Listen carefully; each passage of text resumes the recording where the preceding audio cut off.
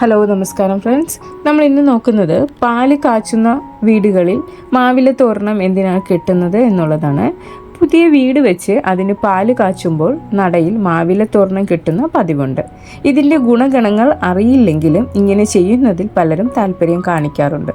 പാല് കാച്ചലിൻ്റെ ചടങ്ങുകൾ എന്തൊക്കെയാണെന്ന് ഏറെക്കുറെ ഏവർക്കും അറിയാവുന്നതാണ്. പുതിയതായി നിർമ്മിച്ച വീട്ടിൽ മധ്യമുറിയിൽ ഒരുക്കിയിരിക്കുന്ന പുത്തൻ അടുപ്പിൽ ഗൃഹനായിക ഒരു പുത്തൻ കലത്തിൽ പാലൊഴിച്ച് ചൂടാക്കുന്നു. പാൽ തിളച്ച് നിറഞ്ഞു പൊങ്ങി കവിഞ്ഞൊഴുകണമെന്നാണ് വിശ്വാസം. എന്തായാലും ഇത് കാണുമ്പോൾ ഗൃഹനാഥനും വന്നു കൂടുന്നവർക്കും ആഹ്ലാദം തന്നെയാണ്. പരിശുദ്ധമായതും ഉപയോഗിക്കാൻ കഴിയുന്നതുമായതുകൊണ്ടാണ് പാൽ തന്നെ ചൂടാക്കിക്കൊണ്ട് പുതിയ ഗൃഹപ്രവേശം നടത്തുന്നത്. ഇതിന് പിന്നിൽ ആധ്യാത്മികമായ രഹസ്യവും ഒളിഞ്ഞിരിപ്പുണ്ടെന്ന് ആചാര്യന്മാർ പറയുന്നു. എന്തായാലും ഒരു പുതിയ പാൽ കാച്ചി വീട്ടിലേക്ക് കടന്നു ചെന്നാൽ നമ്മെ ആദ്യം എതിരേൽക്കുന്നത് നടയിലെ മാവില തോരണം ആയിരിക്കും. എന്നാൽ ആരും ഇത് അത്ര ഗൗരവമായി കാണാറില്ലെന്നതാണ് വാസ്തവം. പക്ഷെ മാവില തോരണത്തിന് പിന്നിലെ ശാസ്ത്രീയത വളരെ മുമ്പ് തന്നെ നമ്മുടെ പൂർവികർ മനസ്സിലാക്കിയിരുന്നുവെന്ന് വേണം കരുതാൻ. അതുകൊണ്ട് പാലുകാച്ചു ചടങ്ങിനെന്നല്ല പല പ്രധാന ചടങ്ങുകൾക്കും മാവില ഉപയോഗിച്ചിരുന്നു.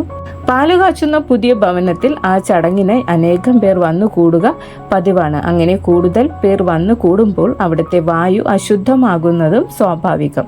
ഇത്തരത്തിൽ അശുദ്ധമാകുന്ന വായുവിനെ പരിശുദ്ധമാക്കാൻ മാവിലയ്ക്ക് കഴിയുമത്രേ.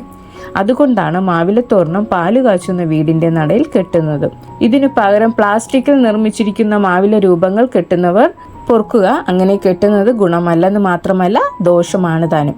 മാവിലയ്ക്ക് രോഗാണുക്കളുടെ ശക്തിയെ നശിപ്പിക്കാൻ കഴിയുമെന്നത് മനസ്സിലാക്കിയത് കൊണ്ട് തന്നെയാണ് പല്ല് ശുദ്ധീകരിക്കാൻ പൂർവികർ മാവില ഉപയോഗിച്ചിരുന്നതും.